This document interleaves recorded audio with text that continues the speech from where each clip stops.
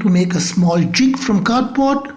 The left hand piece is 30 centimeters wide and 75 centimeters long. The right hand piece is exactly similar to the left one. The middle piece has two squares of 30 centimeters each and a small rectangle of 15 centimeters into 30 centimeters. The cardboard jig consists of 5 separate parts joined together with tape. Now what you do is keep an iron shirt upside down on the cardboard jig as shown.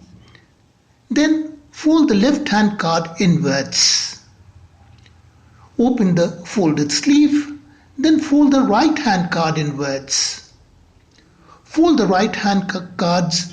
Fold both the left and right hand cards inwards once again to fold the sleeves. Then fold the small middle rectangle upwards and then the small square upwards to complete the folding of the shirt.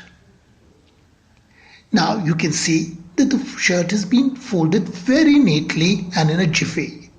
Now we'll try folding a t-shirt in a similar way.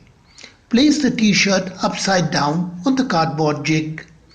Then fold the left-right cards inwards.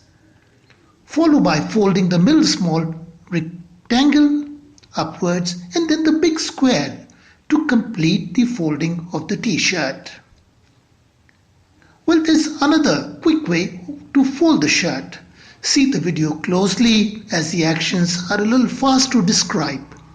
Pinch two midpoints and then follow the action to fold the t-shirt very quickly. Now these improvised methods will enable you to fold shirts very fast.